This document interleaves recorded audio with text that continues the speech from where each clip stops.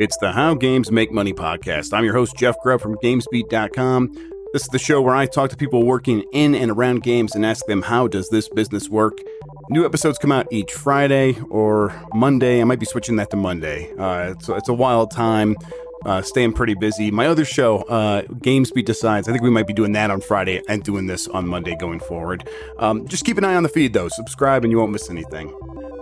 On this episode, Tim Nixon, the director of online experience at Thatgamecompany, joins to talk to me about designing Sky, which is the studio's follow-up to Journey and Flower. Unlike those previous games, though, Sky is a live service game that is meant to run for months and years. It has already had 6 seasons of content. And Tim explains how Thatgamecompany uses behavioral data to understand and build relationships with players based on respect. First, though, thank you for listening. You can get more from me at GamesBeat.com. Email the podcast at jeff.grubb@gmail.com with the subject line, How Games Make Money. Or reach out on Twitter. I'm at Jeff Grubb. The podcast is at HGMM Show.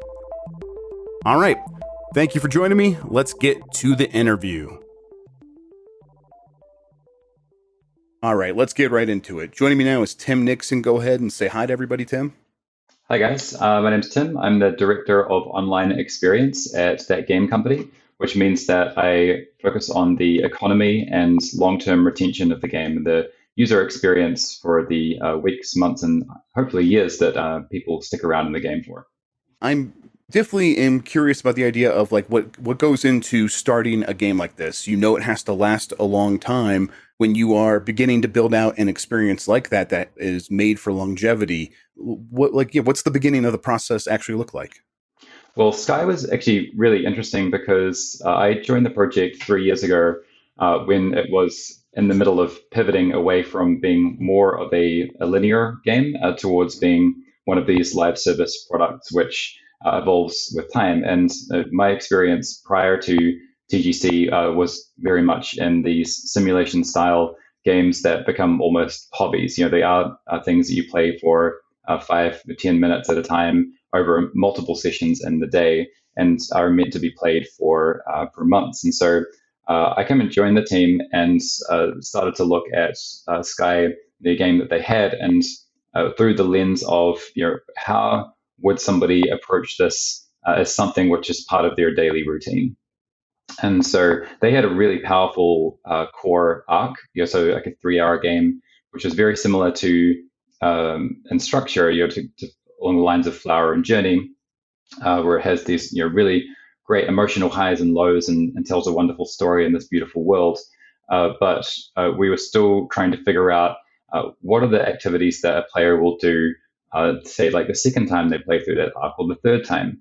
Are they going to want to play through that in a linear fashion every time, or are they going to want to jump around the world? And how is that going to then impact the emotional arc? So this is like something which has been really new for TGC, and we've been really learning on our feet. But the process that I brought in, which I used at the company I worked with previously, Runaway, is that we would just run through an exercise of imagining the daily life of a player. What are they seeing when they come into the game?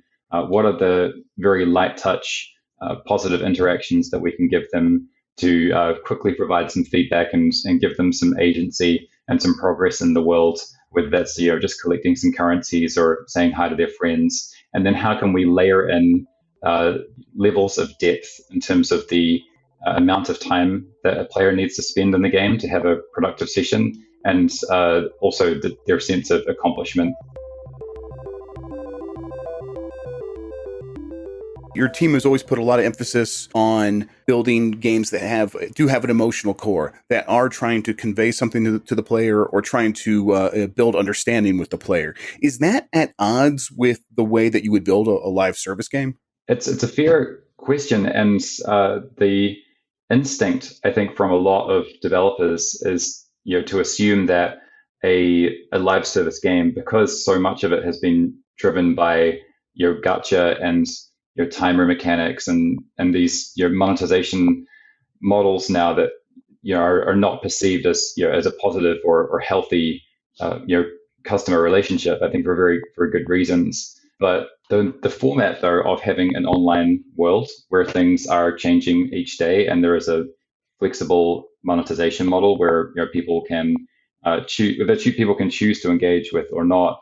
I actually think that is a really healthy type of economy for a fan of a game to be engaged with, because at its base level, our whole game is free. Everyone can play through all of the story without spending a dime.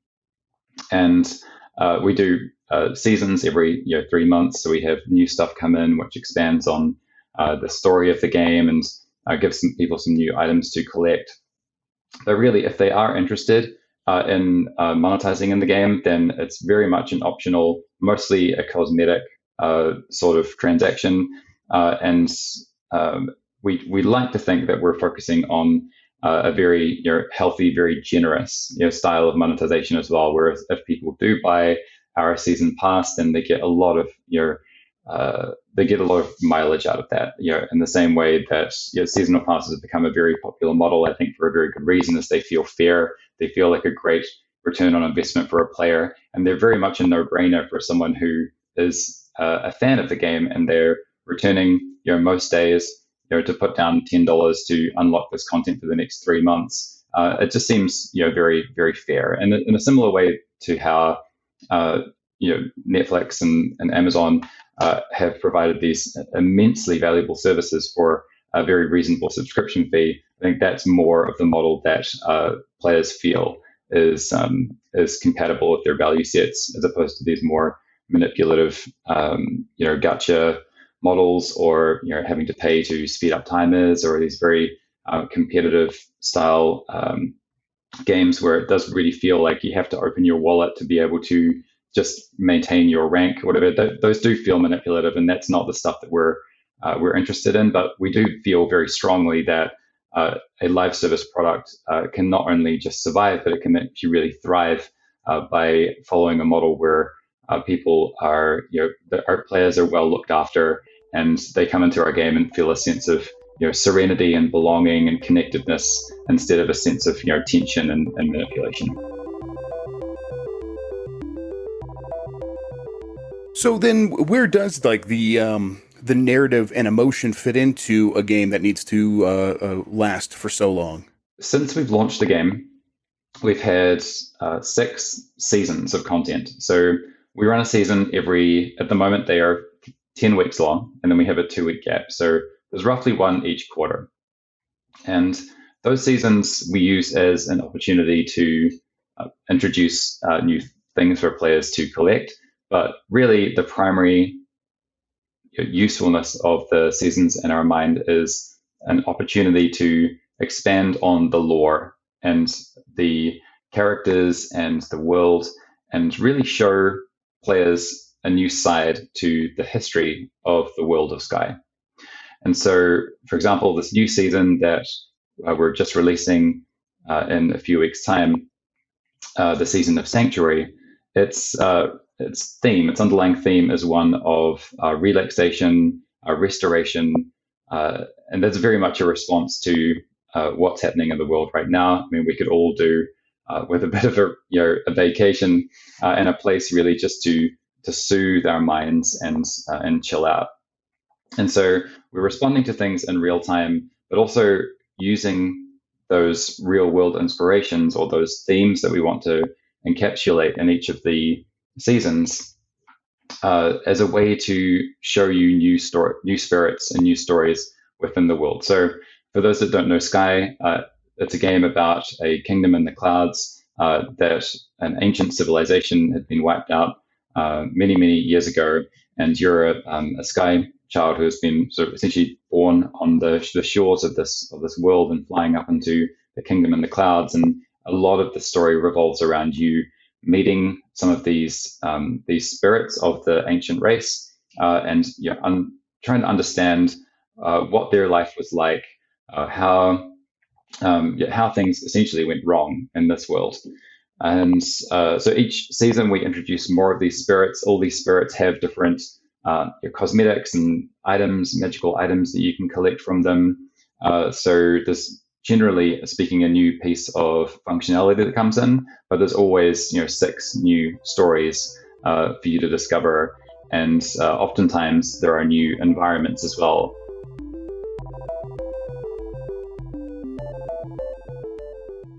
With these kinds of games, you guys have to collect like player data and player behaviors. I think a lot of people just think that it's done to exploit, and it is done to exploit in a lot of cases, to exploit player behaviors to get the maximum revenue from them. But I think of like something like Ender's Game, which, a problematic author, but like the character there was like, you have to love your opponent before you can destroy them or whatever. Sure. Is there a potential there to like love the player through gaining this data and the understanding of how they play your game? Oh yeah, absolutely. And we're very respectful of our players, time and attention, and data and feedback that they give us. But we do, we try to use all of the different inputs that we could possibly get as a way to understand better how we can improve the game, how we can be doing a better job and achieving our goals. And just this year has been a really interesting time for us because we really, as a company, are new to this live service game, and we're approaching our first anniversary for Sky, which is really exciting. But it also sort of signified to us that this is not going to be just like a fly-by-night game. Like, the game continues to grow.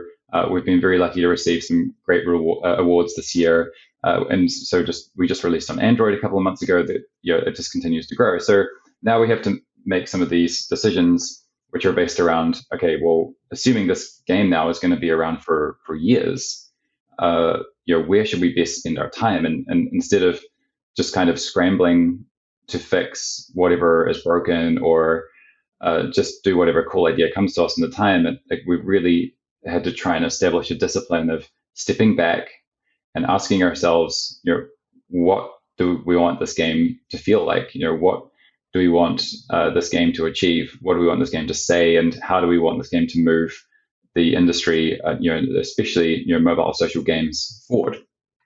And set some really aspirational goals for ourselves. But that's only one lens through which we have to filter our design. Another incredibly important lens is, what does this game mean to our players? And there's all sorts of different ways that we can collect that information. We do have a analyst on staff who looks at just the pure gameplay stats. So, where are people getting stuck in the game, for example, or which items are they getting attracted to? What time of day are they playing? Where are they playing from? This sort of stuff. So that's what we call quantitative data. So it's just the pure numbers. And then we run a lot of qualitative analysis as well, and that can range anywhere from us sitting down, playing the game, and using our intuition to understand how the game maps against the values and the mission that we've set out for ourselves. And then there's one-on-one interactions that we have with our fans. So we have a group of core players who we call the shepherds, who help us out a lot on Discord and within the community. And we've been doing weekly playtest sessions with them lately, where we just get online, and 4 of us across disciplinary team and 4 of the shepherds will come online. We'll just play the game together, and we'll just talk to them about it and understand what parts of the game they really love, which parts of the games are frustrating them, and just see what they're up to within the game. See the game through their eyes.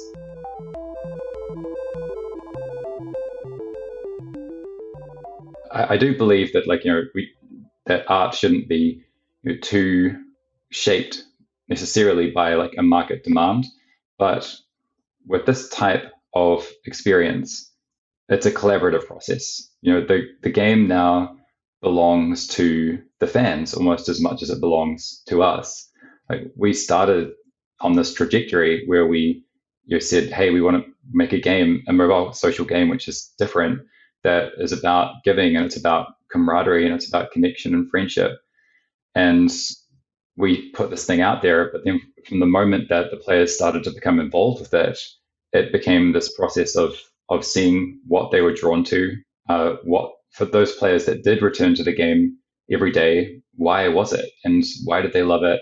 what were they doing, and since then it's been this like collaborative process. So I'd like to think that we are using all those different inputs and all that sort of data in a balanced and fair sort of way. And I hope that and generally speaking, that the industry manages to shed some of its, I suppose, stigma around using data and free-to-play mechanics in your manipulative ways. The way you're doing it, the way you describe it there, seems like it would be better for the long-term health of the way to use that sort of data and to build that sort of relationship with the player. Like there are maybe more extreme short-term gains to be made, but maybe that burns things out a bit quicker. Is that the sense that you get? Yeah, absolutely. So I don't really think that thinking of your player like, in the same way that a casino would, and trying to essentially just get as much money out of them as possible is really going to lead to a long-term positive relationship that you have with that person. Ultimately, I think what's important for any brand, whether it's a game studio or you're a bike company or a food company or whatever, is that you become part of their life, which is a positive influence. The player or your customer comes to appreciate your game as part, or just whatever company it is, as part of their daily routine, and they cherish it. And when they look at the game or that product that you're selling them, then they feel proud to belong to the community that is supporting that business. And that's ultimately our goal, is for people to be proud of playing Sky and to want to share it with their family and their friends, because it's giving them an experience that your other games have not. And in fact, you're bucking the trend of being something, instead of it just being a pure time waster, that it's actually bringing some daily light and life into their routine, and is giving them a new way to connect with their friends and family. And instead of it being kind of this your habit that they are kind of ashamed of and they want to hide from people, instead it's something which they really look forward to and can imagine themselves playing for a long time to come, and are eager to share with their friends, and are happy to spend on, not because they feel that they have to fill some timer or get on some leaderboard or something, but because they respect and admire the brand that is presenting that experience to them, and they want to perpetuate the value set that brand stands for. I know this project is meant to go on for a long time, but in the future, you probably would start a new project from scratch. What have you learned from this that you would apply to that next project in the future? Yeah, sure. So the thing that I think we've learned, the biggest lesson, is that people approach the mobile phone as a platform very differently to the way that they approach a console, which seems like it should be a logical thing, right? But I think the industry changed a lot, like while we were making this game, and we also had to change a lot. We just had to learn a lot about how people do like to interact with games on a phone. It was a new platform for us. It was a whole new monetization model for us. So I think like next time around, we would certainly make some changes as far as the control scheme is concerned, and just like the way that a player is eased into a play session, so that it's a little bit more respectful and mindful of the restrictions on a phone, and the fact that you're getting there's a lot of competition from a lot of different apps on the homepage of your player's screen. And what I was talking about before, like that day in the life sort of approach, thinking a bit more meaningfully about that and how we can have layers of gameplay. I really feel like there's so much opportunity in the mobile game space, and that even though it now represents half of the revenue in the games industry, or more than half, which is just crazy, I do really feel like we've stagnated creatively for a long time in the mobile game space, and it feels like we're just kind of going through the motions now. Like all the things that are in the top 100 are really just iterations on existing mechanics, whether that's match 3 or 4x, and that to me seems a little sad because there's so much more we could do with that device. I mean, Pokemon Go was a massive event, for the whole games industry, I think, and it really woke people up to how a different type of gameplay could really accelerate like a game like that to the top of the charts and keep it there for a long time. And I think a big part of that obviously was just the Pokemon brand, but it was also just the novel execution of that design with that new technology in mind. It just used more about what's special about a phone. And I hope that we can do more of that. Like, I hope we can lean more into what makes the phone different from the console and the sorts of experiences that could only exist on a phone, as opposed to a lot of the stuff which we're seeing, which is just kind of a console game or a PC game just adapted to a mobile screen. And that doesn't really excite me personally. I see great opportunity for the future of mobile games and thinking about how we thread them into people's lives throughout the day, as opposed to just something which they crash on the couch with at the end of the night, and actually work as a vehicle for keeping friends and family in touch, and a tool to help people stay mindful and present and well. Yeah, that's an interesting thing about it, like trying to find the way that phones are going to provide different opportunities to interact with games. I've been writing about games for a while now, and I remember, I really got my start around 2012, and for years after that, writing about the business of games meant, writing about the mobile space kind of already getting pretty stagnant, in that the same games were always the ones that people were talking about and playing and making the most money. Now, there was, of course, interesting stuff happening, but it was less. It was just never at the top. And I guess my question would be to you, that potential to do interesting things in mobile gaming, is it still there? And are you said you're excited about it, but you see that the potential for it to succeed as well as just to experiment in? Yeah, I do. And it gives me a lot of hope that Apple and Google, we've got some great relationships there, and those guys have pointed out our game and said, this is more of the direction that we wish the industry was going in, which is great. And it gives us hope for not just our company, but like the idea that we could trailblaze to a degree and show that hey guys, there is a different way of doing this. You don't have to fall into all of the same old traps. And I should be careful as well to make sure that we don't think that we've got it figured out at all. We've got a long way to go, and there's so much more for us to understand about how Sky is going to reach its potential, how social games on mobile could work. But I feel like we've done a few things differently now, where we hopefully have opened people's eyes and seen, oh wow, okay, so we don't just have to do the same old thing. And so whether it's getting support from the likes of Apple or Google, or whether it's attracting the interest of some investors, there's a lot of data now to suggest that the mobile space is, or now it's the biggest space in the whole industry. So there's a lot of money here, but there is room to find new competitive advantage.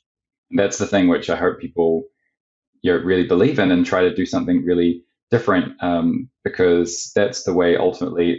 Genova Chen, our creative director, talks often about the blue ocean, red ocean strategy, and that the mobile game space at the moment in the established genres is very much a red ocean. It's full of sharks that are all just trying to one up each other on the quality of the specific implementation of a tried and true mechanic with a few tweaks. And for all we know, there could still be, and surely are still, millions of people out there that are not playing games on their phone day to day, because we haven't really touched the whole spectrum of potential emotions and types of gameplay that we can express through these devices. And so, yeah, we feel very strongly that there is still a number of blue oceans out there to discover on mobile, and hopefully this initial success that we've had with Sky can start to point the way both for us and for some other developers. I find that very heartening because it's over the years I've fallen off of a lot of mobile game playing just because I when I look at it, I do see that red ocean and I'm like, I've experienced that before. I've gone through that now. I don't need to go try the next one in that same exact space. At the same time, though, you guys put Sky on Nintendo Switch. Is that something that you would also do in the future if a game is chugging along on mobile? You would be like, okay, there are still console platforms out there that make sense to support, or is that just like Sky happened to work out for that platform? Yeah, well, I think Sky is like a perfect game for the Nintendo Switch because it's portable. It has that beautiful widescreen format. It is great to play with a controller. If you can type on the screen for your keypad, it's also good. So there's a lot of it feels like a very good fit for the hardware. And we will look at other platforms going in the future with Sky, and in particular, Sky is interesting because it's not just a adventure game you play through start to finish, but it's really just as much a social network. So it's a place for people to hang out. So the more different formats that we have for people to be able to join their friends and family and hang out, the better. And so we've seen this with Fortnite, and that they started out on consoles and PC, but then went over to Android and iPhone as well. And now kids are logging in across all those different platforms, mobile, console, PC, to join their friends and hang out together, and then watch these amazing events that they're doing in live music concerts and stuff. And that, to me, feels like the real future, the future of gaming or virtual spaces, where I can log in from whatever console or whatever device it is that I have that's capable of running the graphics, and be able to jump in with my friends and see these live events. For our future games, I'm not sure. It just depends. I think it's possible that the more we lean into you can only play this game on a phone, then the harder it is to make it totally cross-platform. For example, you couldn't put Pokemon Go on a PlayStation, right? Exactly. No point. And so I think it just depends on what the next game looks like. It's possible we explore both directions, and really Sky has got a lot of legs in it left. We hope to bring it to many more platforms, and we hope that over the coming years it will become one of these places that people love to hang out. And whether they want to go and experience a part of the core narrative or arc that day or not, there's something for them to do there, and there's something to bring them together, whether that's playing some instruments for one another, or reading up on the lore, or just chatting on a mountaintop.